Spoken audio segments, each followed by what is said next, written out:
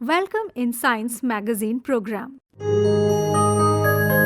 First, listen to an interview with Dr. Sachin Bahmba, Founder Chief Executive Officer, Space India, on space education for space research and development. Interviewer is Manoj, Mainkar. It's a pleasure to welcome Dr. Sachin Bahmba, entrepreneur, astronomer, and philanthropist who has pioneered the introduction of the concept of astronomy and space science education in the country's education system. Welcome to the studio. Thank you so much, sir. There are as many questions in my mind as possibly there are stars in the sky. In our conversation, I'd like to touch upon a lot of topics connected with space and astronomy. One, of course, because space tourism is something that's very exciting as a concept. And two, connecting children with, I don't know how much of space science is, so to say, a rocket science, how difficult it is. But I'd like to touch upon children as well as we proceed gradually. So let's start with this. So basically, astronomy and space is application of all the science, mathematics, geography that you're learning at your primary level, at your middle level, at your secondary level. And to derive numbers out of nature and to learn science through the universe is the best way of learning science. That is what is now being advocated in new education policy, that people should not, or students should not be put into cramming of things. They should understand, apply, and that is what is the future of this country. In fact, you'll be amazed to know that we started astronomy and space education back in 2003, and we are pioneers of bringing it. Obviously, there is a lot of curriculum and research that has happened, and till now students have discovered 2,400 asteroids with me. This project is called All India Asteroid Search Campaign. Students have also been awarded by NASA. In fact, our Prime Minister also mentioned one of the girls whose discovery was named in just 2 days. So see, students are doing wonderful concept, and when you bring that application at school level and they understand how to make a rocket, whether they are making a small model rocket or whether they are making a water rocket, they are understanding the principles of push and pull. Do you use a telescope? So telescope is the first remote sensing device that humans use. 400 years back, we have started using telescope, and India at one point of time was the leader of astronomy and space research. Aryabhatta, and I can take names and people who have done so much research and given so much to the world. And to bring that Gurukulam system back, where students are going out and doing hands-on astronomy, is what we thrive for, and that is what we do. As far as putting in perspective of space tourism and space technology and fostering the space generation, one thing you have to understand that the student who is exactly 17, 18 and 20 years old right now, so 17 to 18 are the people who are going to actually lead the coming space revolution that is happening all across the world. We have seen wonderful startups in India. So it is the time when students should be involved into this education, as well as the aspect of bringing technology for space tourism. Sachin, may I interrupt you here? You just mentioned 17, 18. This question has been there in my mind for a long time. Have you even seen people below the age of 17 evincing interest in a complex subject like space and astronomy? The first poem we all learned was Twinkle Twinkle Little Star. So basically, the education itself says that for the early years, the student should be given a little more understanding of what he is seeing around, and stars, universe, atmosphere, and all of this is around us. I'll give you a simple example. Everybody learns the definition of longitude and latitude. 6th class student actually finds the circumference of the earth using a simple pencil. So when a student understands that I can actually, by using the simple trigonometry, by using the astronomical principles, I can do such big experiments in collaboration with other students, is a huge thing that they understand. Moreover, as you mentioned telescope, the 2nd class student already has a chapter in its book which talks about planets. So it is one thing that I go on talking about planet, and it's another thing that I show you the planet through a telescope. So when you are seeing it in the sky, it's a star, but when you see it through the telescope, it suddenly turns into a beautiful ball and becomes a Saturn or a Jupiter with so many moons going around. And that kind of passion that hits child at class 2nd at that level is never taken away. He becomes a scientist on its own. So that's the beauty of hands-on science. And exactly, students love to understand the things around them, and they love to participate in astronomy and space applications that we create for them, workshops that we create for them. For example, Chandrayaan, every kid at class 6 is interested to make his own rover, and I have seen students doing it so enthusiastically that, it actually beats even the scientists, the kind of passion they have while they are creating these things. So students love astronomy and space at all ages. Sachin, it would be incomplete if we don't touch upon, your own interest and your own background in the subject. I want to know, at what age did a meteor struck you and you started? It actually struck me very early. So, all of us have read about microscope and telescope in class 6th. So when the ray diagram was being taught, my teacher was very enthusiastic. She brought the microscope and we could see through the microscope. So it was a very normal question for me to ask him, ma'am, when can we see through the telescope? And that is when, it hit me that telescope is missing from Indian education system, just for the reason that there are no field astronomy educators. So it's a big gap that was there. And, it became my passion. I was the guy who was always brought forward to make people see moon, Jupiter, planets, and, do simple experiments. I would like to mention my mentor, Dr. Nirupama Raghavan, who actually took me on this journey. She was the director of Nehru Planetarium, a wonderful educationist, a wonderful scientist. Most people do not know this, that in 2004 Venus transit, she was actually working with us in calculating the difference between distance of Earth and Sun using the Venus transit. It's a huge experiment and 25,000 students were participating in it. She was always out and got skin cancer and later on, succumbed to the disease. People like this have motivated me and they have shown me this path. And I think, I have dedicated my life in creating curriculums, creating workshops. In fact, when we started this journey, till today, we are the leaders of astronomy and space education worldwide.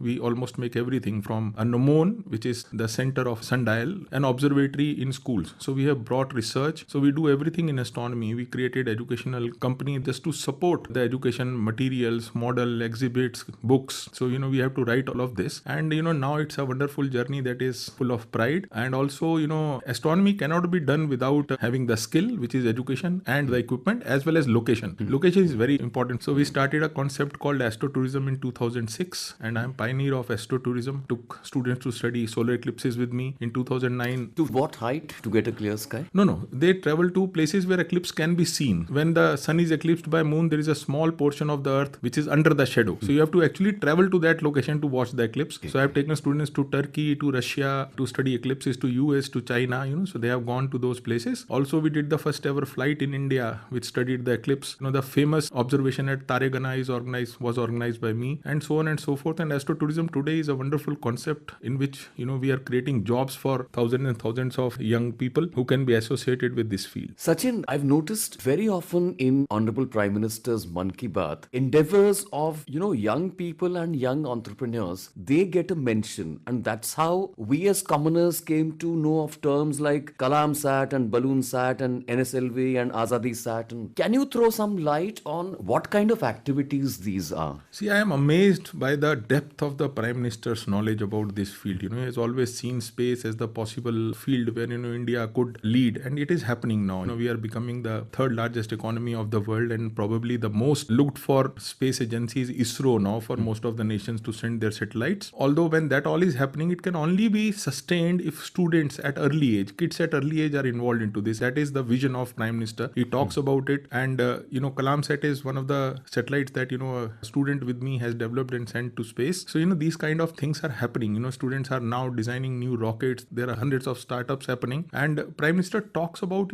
he's concerned about bringing jobs and employment to people using these concepts, and that is exactly what target of my and my organization's life is. So we resonate with him, and he's a kind of a person we look forward to to give such statements, because people really get interested into these things. For example, we have created astroports, which are astronomy and space experience centers all over India, and astroports are actually centers which bring socio-economic development to wherever we start. Invariably, if I need to start a stargazing center, I'll have to go to a place which is not lit by lights, so less urbanization, little bit more of remote areas, and the people get a lot of benefit by direct and indirect socio-economic changes that we bring. They put up small shops, they start sending their handicrafts, and local peoples get trained by us and they use the telescope. So it's a wonderful concept that PM is talking about. He recently said a very interesting thing which I have been advocating for long. He wanted people to enjoy moon parties. It's a wonderful concept. When you can have every kind, why not enjoy a moon party when there is a full moon out?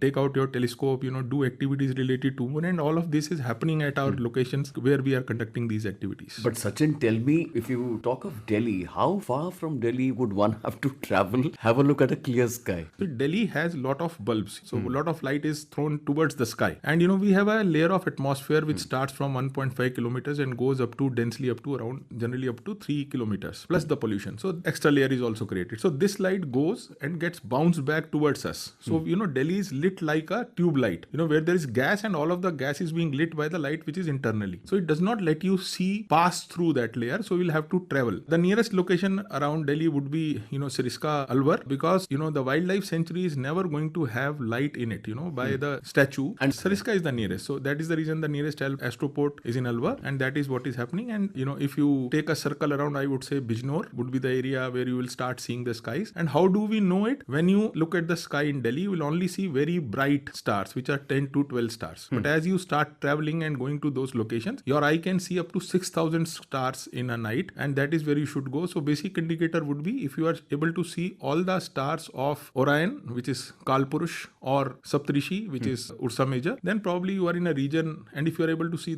pole star, Dhruv Tara is generally said बहुत bright, but it is not that bright. So if you are able to see pole star, then you are a good region to do astronomy. That's what is Sachin, a connected question, let me ask you. The theme of World Space Week 2024 has been space and climate change. Now, one fails to understand space is all about when you kind of leave the atmosphere forever and then space starts. How do you connect space and climate change? Because climate change happens in the atmosphere. So climates, two important layers, ionosphere and stratosphere, are directly related to the weather of the sun. Fine. So sun actually is a kind of interesting phenomena of physics that is happening. Matter is being crushed. It is exactly, I feel like, the concept of Shiva is there in sun, So matter is being destroyed, matter is being created. In fact, all the iron in your blood is coming from sun. So sun is very important factor for space weather. Fine. And the heat of the sun, because of the carbon that we are emitting, is now melting. So generally the average temperature of the earth is rising. When that temperature is rising, it is actually melting the polar ice caps. And those polar ice caps are being now, fresh water is being mixed into the sea water, and that is bringing these climatic changes. So, everything on earth is related to space, which is sun. So basically climate is also related that way, although our activity adds or accelerates the way, the earth is heating up, and that is the reason it is an important concept. Moreover, space weather directly relates to the weather on earth, and ionosphere, stratosphere, these are important for our satellites to function. So it's a very important concept that space or weather are connected. Now we are coming to the conclusion of our little conversation. We briefly touched upon aspects of astrotourism. I would like you to conclude with how we are placed in terms of space tourism. So let me first explain. Astrotourism is the tourism when you are on the earth experiencing the space. So you are not traveling to space but experiencing the space for astrotourism. So we are pioneers of astrotourism worldwide. But space tourism, US is 70 years ahead of us. India is just now sending our first Gaganyaan. So, the humans will be traveling, Indians will be traveling to space. But I would like to make an interesting announcement today that we have tied up with the organization which is called Blue Origin. It's an organization of Jeff Bezos, who is also owner of Amazon. He, through an organization which is also in US, Space Education and Research Agency, we have tied up and we are giving opportunity for Indians to travel to space fully sponsored by us. This project is starting very soon. So Blue Origin, what it does, it takes people to 100 kilometers in a kind of module and brings them back. So it's edge of the space and bringing back. And do they have to be specialists like astronauts? No. Okay. They don't have to be. So 6 people from 150 countries would be selected. Although India will always have one seat reserved because, we have actually negotiated an MOU with them. So one Indian will always go. So it's a wonderful opportunity for Indians to travel to space. On one hand, when ISRO is doing this, we have opened up an opportunity for people to go to space through us. Also, students can send 5 experiments to space. So, this opportunity is not only making people travel to space, but also giving opportunity to students to send their experiments to do in zero gravity. And that's a wonderful initiative that has started. And I think India's space tourism time is coming. And as soon as ISRO starts with the kind of achievements that ISRO is doing, as soon as ISRO sends humans to space and brings them back safely, I think it will be an advent of that era, and you will see a huge boom in space tourism happening in India. And probably, I hope I would be one of the people riding the wave. All the best, Dr. Sachin Bahmba. For me, it was a rather illuminating experience to be in conversation with you. I'm very sure all our young listeners, for them, it must have been nothing less than a meteor shower. Thank you very much for coming to the studios of Akashvani. Thank you so much.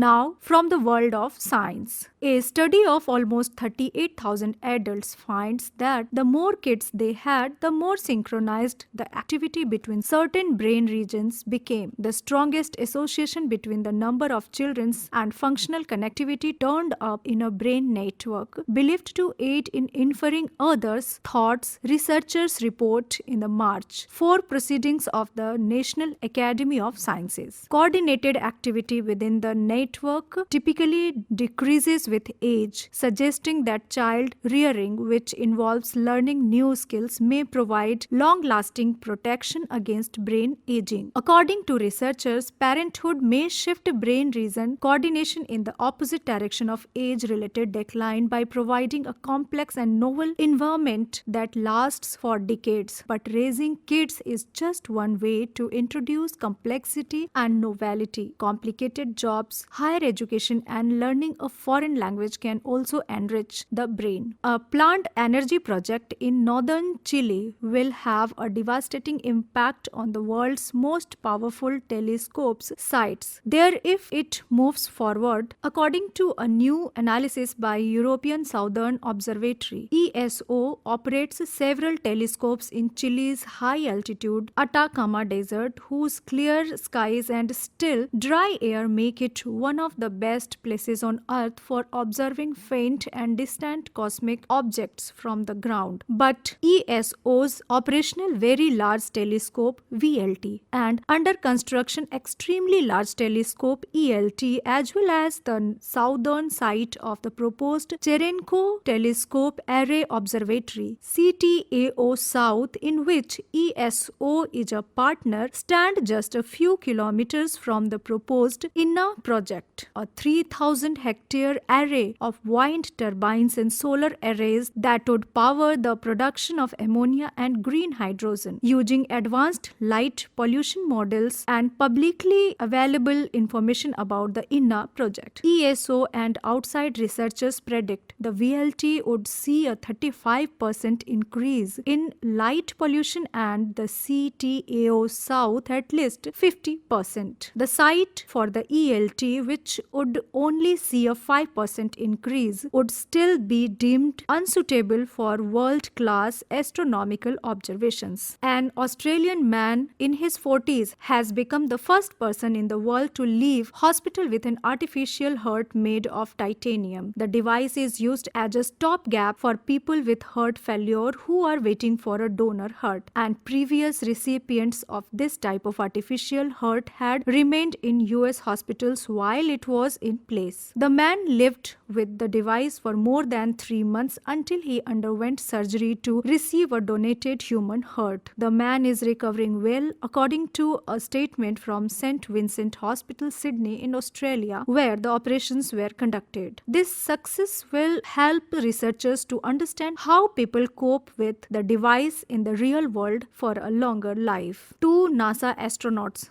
stranded on International Space Station since last summer are on their way back to Earth on SpaceX Crew Dragon. Sunita Williams and Butch Wilmore left Earth in June 2024 for an 8-day mission to test Boeing Starliner's capsule. The capsule suffered technical issues, so NASA decided to keep them on the ISS and return the Starliner to Earth empty. The journey home is expected to last almost 17 hours, with splashdown expected just before 22 GMT. It will be a fast and fairy re-entry through the Earth atmosphere for the SpaceX capsule. Science editor Rebecca Morella explains how it works. You can follow the astronauts' journey home live by passing watch live at the top of the page.